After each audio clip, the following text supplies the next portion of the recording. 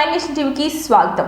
ఢిల్లీలోని రామ్లీలా మైదానంలో భారీ ర్యాలీ చేపట్టినట్లుగా ప్రతిపక్షాల కూటమి ఇండియా బ్లాక్ ప్రకటించింది.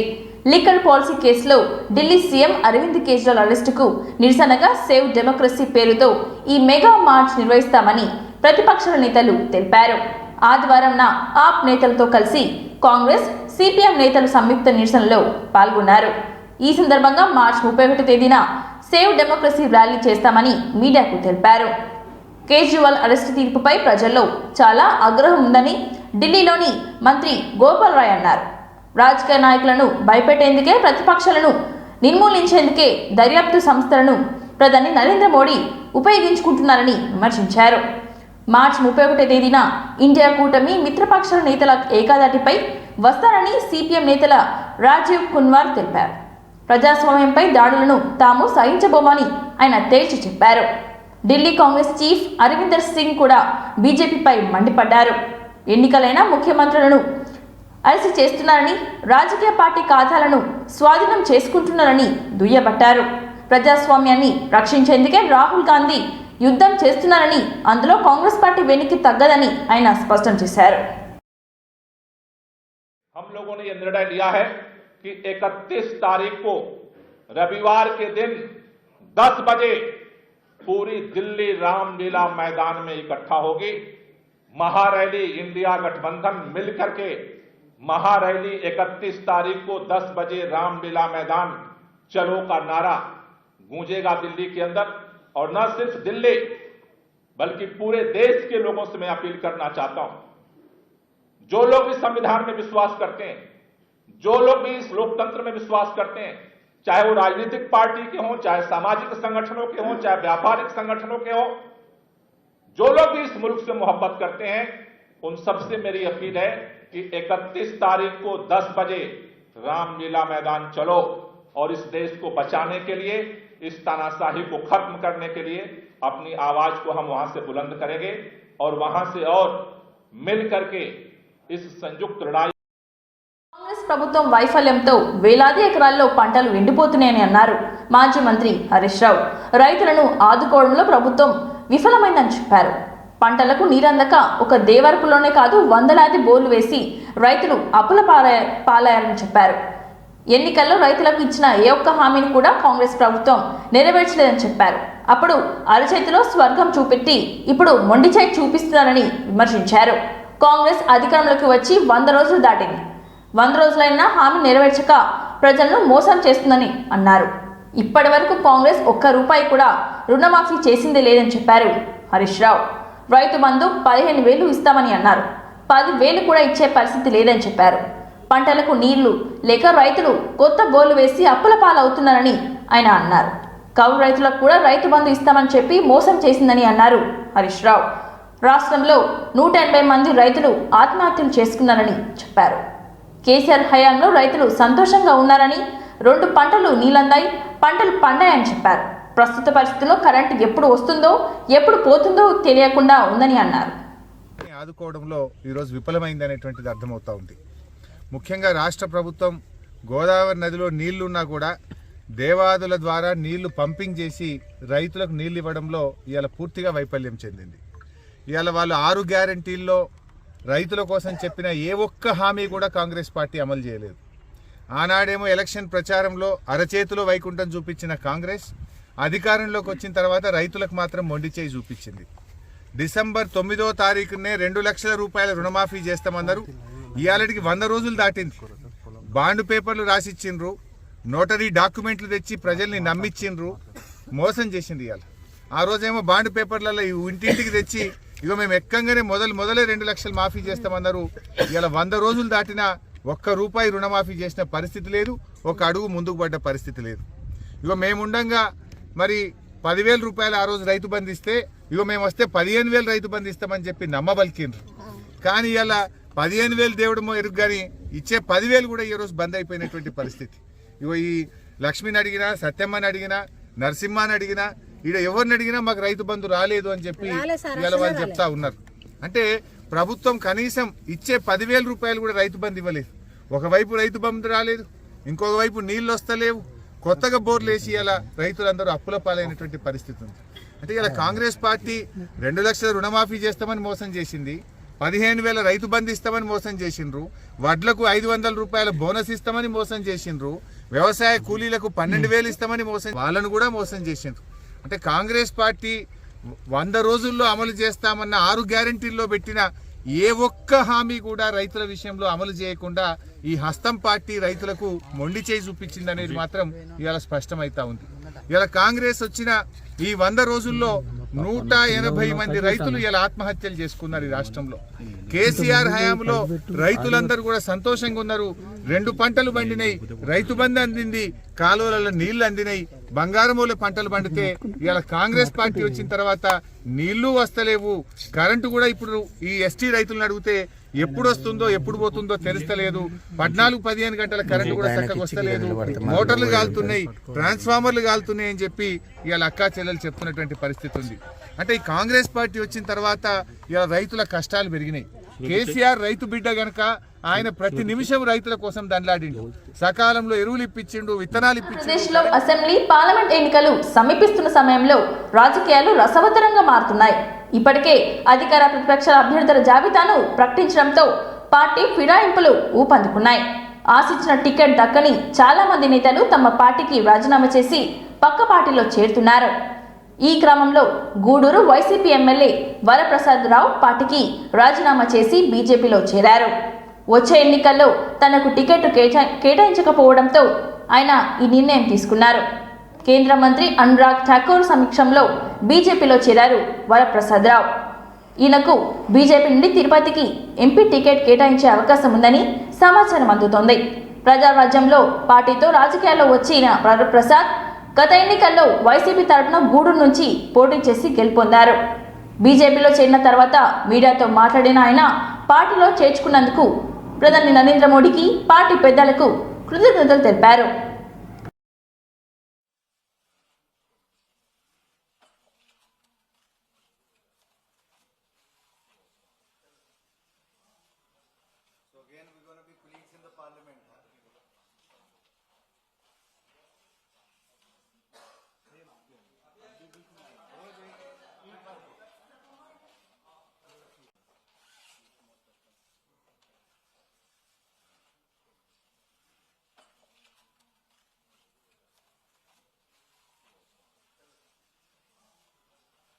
Again, we're going to be colleagues in the parliament.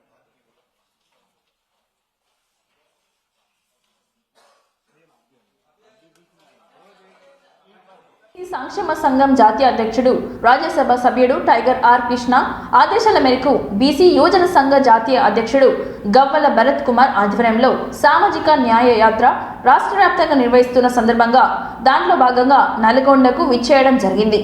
వారికి బీసీ సంఘం నల్గొండ జిల్లా అధ్యక్షుడు లక్ష్మీనారాయణ ఆధ్వర్యంలో ఘన స్వాగతం తెలిపారు. ఈ సందర్భంగా బీసీ యువజన సంఘం జాతీయ అధ్యక్షుడు గవ్వల భరత్ కుమార్ మాట్లాడుతూ రాష్ట్ర ప్రభుత్వం 56 కులాలకు 56 ఫెడరేషన్లు ఏర్పాటు చేయాలని, అదేవిధంగా బీసీ విద్యార్థులకు స్కిల్ డెవలప్మెంట్ కార్పొరేషన్ ఏర్పాటు చేసి బీసీలకు ప్రత్యేక మంత్రిత్వ శాఖ ఏర్పాటు చేసి బీసీల అభివృద్ధి కోసం కృషి చేయాలని అన్నారు. చట్టసభలో బీసీల డిమాండ్లు సాధించాలని, అన్ని రాజకీయ పార్టీలు బీసీల జనాభా ప్రకారం సీట్లు కేటాయించాలని, లేని ఎడల బీసీల సత్తా ఏందో రాబోయే పార్లమెంట్ ఎన్నికల్లో చూపిస్తామని అన్ని రాజకీయ పార్టీలకు హెచ్చరిస్తున్నామని అన్నారు. ఈ కార్యక్రమంలో కృష్ణ, వెంకటేష్, యాదగిరి తదితరులు పాల్గొన్నారు. జోడో యాత్ర అనేది పార్లమెంట్లో బీసీ బిల్లు పెట్టాలని, చట్టసభల్లో బీసీలకు 50% రిజర్వేషన్లు కల్పించాలని, కేంద్రంలో ఇప్పటివరకు 70 సంవత్సరాలు గడుస్తున్న ఒక మంత్రిత్వ శాఖ లేకపోవడం అనేది చాలా దౌర్భాగ్యమైనటువంటి పరిస్థితి. ఎందుకంటే ఒక మంత్రిత్వ శాఖ ఉంటే విద్య, ఉద్యోగంగా, ఆర్థికంగా మరి వెసులుబాటుగా ఉంటుంది. అన్ని రాష్ట్రాలలో ఒక మంత్రిత్వ శాఖ ఉంటే ఫీజు రియంబర్స్మెంట్ కానీ, గురుకులాలు కానీ, అదేవిధంగా స్కాలర్షిప్ కానీ, విదేశీ వెళ్ళాలంటే ఒక ఫీజు రియంబర్స్మెంట్ విషయంలో కానీ ఇవన్నీ కూడా రావాలంటే ఒక మంత్రిత్వ శాఖ లేకపోతే కనుక ఏది కూడా రాదు. కాబట్టి ఇప్పటి వరకు 56% ఉన్నటువంటి బీసీలకు కుక్కలకు, నక్కలకు, పిల్లులకు లెక్కలు ఉన్నాయి కానీ బీసీ జనాభా లెక్కలు లేకపోవడం, అందుకనే జనగణనలో కులగణన చేపట్టాలని చెప్పేసి ప్రధానమైనటువంటి డిమాండ్. 2010లో సుష్మా స్వరాజ్ బీజేపీ పార్టీలో ఉన్నప్పుడు ఒక మంత్రివర్యులుగా కేంద్రంలో ఒక ప్రధానమంత్రితోని మన్మోహన్ సింగ్ గారిని బీసీలకు ఎప్పుడైతే జనగణనలో కులగణన పెడితే వాళ్ళకు న్యాయం జరుగుతుంది, అప్పుడే వాళ్ళకు ఫలాలు అందుతాయని చెప్పి ఆ రోజు సుష్మా స్వరాజ్ చెప్తే ఇప్పటివరకు మరి బీజేపీ పార్టీ బీసీల ప్రధానమంత్రి ముద్దుబిడ్డ అయి ఉండి మరి ఇప్పటివరకు కూడా ప్రధానమంత్రి ఒక కేంద్ర మంత్రిత్వ శాఖ కానీ అదేవిధంగా జనగణనలో కులగణన చేపట్టకపోవడం అనేది చాలా సిగ్గుచేటు. ప్రతి పార్టీ, ప్రాంతీయ పార్టీ కానీ, రాజకీయ పార్టీ కానీ, ప్రాంతీయ పార్టీ కానీ, జాతీయ పార్టీ కానీ, ప్రధాన పార్టీలు అన్నీ బీసీలకు 10 సీట్లు ఇవ్వాలి, అంటే 52%. అది మా వాటా. ఏ పార్టీ అయితే 10 సీట్లు ఇస్తుందో బీసీలకు, ఆ పార్టీకే బీసీలందరూ ముక్తకంఠంగా పనిచేసి గెలిపించుకుంటారని చెప్పి పార్టీలందరికీ హెచ్చరిస్తున్నాం. ఈ 52% ఉన్న బీసీ వర్గాలు ఏవైతే ఉన్నాయో, ఇప్పుడు ఏదైతే క్రియేట్ అవుతున్న సంపద ఉందో అందులో అన్నింటిలో వీళ్ళందరి యోగదానం ఉంది. So we are the stakeholders of the society and the treasure. మేము ఎవరు చేసి బీసీలందరికీ సీట్లు ఇచ్చి బీసీలో ఎట్లా గెలిపించుకుంటాం, మిమ్మల్ని అందరూ ఇంట్లో కూర్చోబెడతాం. మొన్న ఆర్ కృష్ణ గారి నేతృత్వంలో 13వ తారీఖు అతిపెద్ద బీసీ యాదాద్రికి బయలుదేరి అక్కడ ఉన్న ప్రతి కుల సంఘ అధ్యక్షులు అందరినీ కలిసి 25 మంది కింద ప్రతి జిల్లాలో కోర్ కమిటీ వేస్తున్నాం. ఇంకోటి యూత్ వింగ్ ఇప్పుడు చేపట్టే మెయిన్ నెక్స్ట్ ఎజెండా ఏంటంటే YEP యూత్ ఎంప్లాయ్మెంట్ ప్రోగ్రామ్. అందులో యూత్ ఎంటర్ప్రైజింగ్ ప్రోగ్రామ్ ఉంటుంది, ఎంప్లాయ్మెంట్ ప్రోగ్రామ్ ఉంటుంది. 625 మండలాల నుంచి ప్రతి మండలంకి 12 మందిని తీసుకుంటాం. ఈ డిఎస్సి ఏవైతే టీచర్ ఉద్యోగాలు ఉన్నాయో అవే కాకుండా ఓన్లీ ఆ 22,000 ఉద్యోగాలే కాకుండా ప్రతి ఒక్కరు నెలకు ఒక 50,000 నుంచి ₹1,00,000 సంపాదించేటట్టు సాఫ్ట్వేర్ ట్రైనింగ్ స్కిల్స్ ఇప్పించి వాళ్ళను ఫైనాన్షియల్గా స్ట్రాంగ్ చేస్తే ఆటోమేటిక్గా మన వర్గాలను మనకు సెల్ఫ్ రెస్పెక్ట్ పెరిగి మనం కూడా రాజకీయ పనులకు వస్తలేము. ప్రతి జిల్లాలో ప్రతి పార్టీలో 30-40 ఏళ్ళ నుంచి బీసీలు ఎవరైతే హార్డ్ వర్క్ చేస్తారో వాళ్ళందరి గురించి మేము చేసే ఈ న్యాయయాత్ర. ఎప్పుడైతే వీళ్ళందరూ పార్టీలో టికెట్ ఈడబ్ల్యూఎస్ వాళ్ళు ఉండేది ఓన్లీ 2.5%, 10.5% రిజర్వేషన్ వాళ్ళకి ఇస్తారు. 56% ఉన్న వాళ్ళకు 27% రిజర్వేషన్. సర్వ కురాలను తెచ్చి బీసీలో పెట్టి బీసీలకు అసలు ఏం న్యాయం చేసారు మీరు? సో అందరికి సభాముఖంగా నేను మనం చేసేది ఏంటంటే బీసీలందరూ ఇప్పటి నుంచైనా మేల్కొని ఆ పార్టీల దగ్గర ఈ పార్టీల దగ్గర పనిచేయడం కంటే సెల్ఫ్గా ఒక్కొక్క బీసీ ఒక ముగ్గురు కన్నా హెల్ప్ చేసి వాళ్ళ ముగ్గురిని బయటికి తీసుకొచ్చి వానితో అయినంత వరకు ట్రైనింగ్ ఇస్తాడా, కనీసం కెరియర్ గైడెన్స్ ఇస్తాడా, ముందుకు ఎట్లాలో చెప్తాడా, ఇవన్నీ ఎట్లా వాళ్ళ కనీసం వాళ్ళ ఫ్యామిలీ నుంచి స్టార్ట్ చేసి తర్వాత వాళ్ళ కులం, తర్వాత వాళ్ళ సమాజం, సొసైటీ, కమ్యూనిటీ అందరినీ కలుపుకొని పోతే బీసీలో ఆటోమేటిక్గా బాగుపడతారు. ఒక 10 ఏళ్ళలో బీసీ ముఖ్యమంత్రిని చూస్తాం తెలంగాణలో. 10 రాష్ట్రాల్లో ఇప్పటికి 10 రాష్ట్రాల్లో బీసీ ముఖ్యమంత్రులు ఉన్నా కూడా మన స్టేట్లోనే వివక్ష ఎక్కడా లేదు. ఇంత వివక్షకు గురైనాక కూడా మనం దాని అందులోకెళ్ళి బయటకు రాలేకపోతున్నాం. కనీసం ఇప్పుడన్నా బీసీలందరూ మేల్కొని బయటకు వచ్చి బీసీల వాయిస్ గురించి ఉద్యోగ రిజర్వేషన్లైనా, సాఫ్ట్వేర్ కంపెనీలైనా క్రిమిలేర్ ఎత్తివేయాలి. వాళ్ళ కాంగ్రెస్ పాలనకు తేడా కనిపించట్లేదని బీజేపీ మెదక్ ఎంపీ అభ్యర్థి రఘునందన్ రావు విమర్శించారు. మెదక్ జిల్లా నిజాంపేట్ మండల కేంద్రంలోని బూత్ అధ్యక్షుల సమావేశంలో ఆయన మాట్లాడారు. బీఆర్ఎస్ ప్రభుత్వంలో 1,00,000 రుణమాఫీ 10 ఏళ్ల పాటు చేయలేదని, 100 రోజుల్లో ఆ హామీని నెరవేరుస్తామని చెప్పిన కాంగ్రెస్ మాట తప్పిందని విమర్శించారు. రాష్ట్రానికి నిధులు రావాలంటే బీజేపీ ఎంపీలను గెలిపించాలని కోరారు. మెదక్లో బీఆర్ఎస్కు స్థానికులు దొరకడం లేదు. కరీంనగర్ నుంచి హరీష్ రావును తీసుకొచ్చి ఇక్కడ రుద్దారు. ఆయన చాలన్నట్లుగా ఇప్పుడు వెంకటరామిరెడ్డిని తీసుకొచ్చారు. వెంకటరామిరెడ్డిది ఏ జిల్లా, ఏ ఊరో ఆయనకే తెలియదు. కలెక్టర్గా ప్రజలను దోచుకున్నారు. ఇప్పుడు ఆ డబ్బు ఖర్చు పెట్టి గెలవాలని చూస్తున్నారు. ఆయనకు ఇతరులను దోచుకోవడం తప్ప తెలిసిందేమీ లేదని ఆయన విమర్శించారు. ముఖ్యమంత్రి రేవంత్ రెడ్డి 90 రోజుల్లో 9,000 కోట్లు అప్పు చేశారని ఆయన అన్నారు. తెలంగాణలో కాంగ్రెస్ ఓటు కొడితే అవి మునిగిపోతాయి, నిజాంపేట చెరువులో పడ్డట్టు అయితే తప్ప ఉపయోగంలోకి రావు. కాబట్టి దయచేసి నరేంద్ర మోడీ గారిని 3వ ప్రధానమంత్రి అయ్యేలా ఆశీర్వదించాలని కాబట్టి ఒక్క తెలంగాణలో కాంగ్రెస్ ఓటు కొడితే అవి మునిగిపోతాయి, నిజాంపేట చెరువులో పడ్డట్టు అయితే తప్ప ఉపయోగంలోకి రావు. కాబట్టి దయచేసి నరేంద్ర మోడీ గారిని 3వ ప్రధానమంత్రి అయ్యేలా ఆశీర్వదించాలని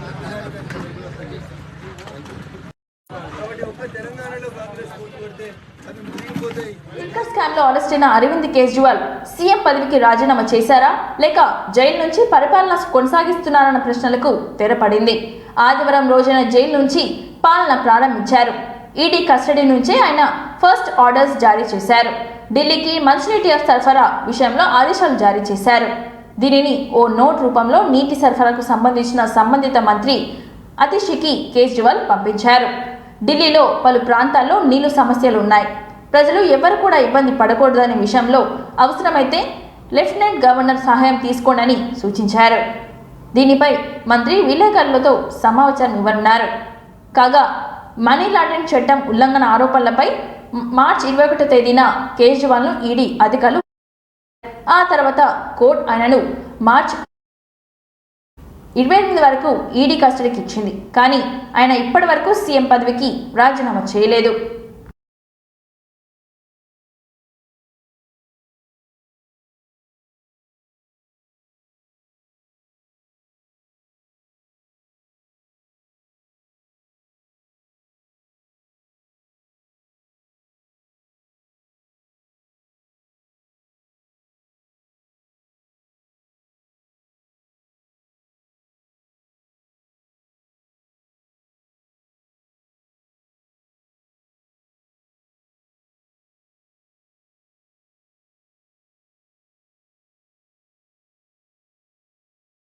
రాజన్న సిరిసిల్ల జిల్లా వేములవాడ రాజన్న ఆలయంలో భక్తులు పోటెత్తారు.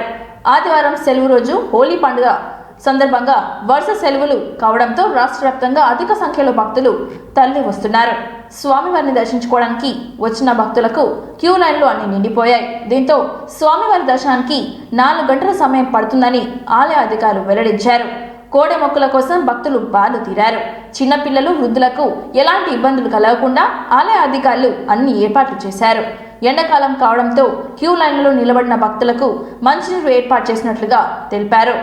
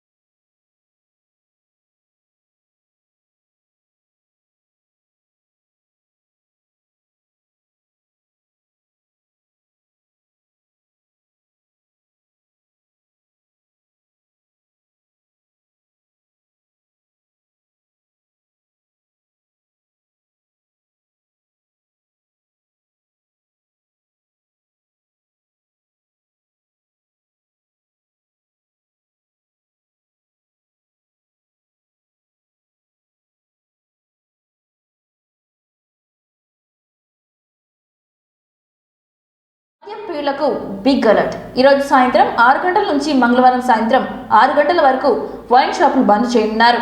ఎందుకంటే రేపు సోమవారం మార్చి 25న హోలీ పండుగ సందర్భంగా నగర వ్యాప్తంగా పోలీసులు పలు ఆంక్షలు విధించారు. నగరంలో ఎలాంటి అల్లర్లు జరగకుండా మద్యం షాపులు బంద్ చేయాలని సైబరాబాద్ సిపి అవినాష్ ఆదేశాలు జారీ చేశారు. ఇవాళ సాయంత్రం 6 గంటల నుంచి మంగళవారం సాయంత్రం 6 గంటల వరకు వైన్ షాపులు బంద్ చేయాలని ఆదేశించారు. శాంతి భద్రతలకు భంగం కలగకుండా పండుగ సందర్భంగా షాపులను మూసివేయాలని వైన్స్ నిర్వాహకులకు ఆదేశాలు జారీ చేసినట్లుగా తెలిపారు.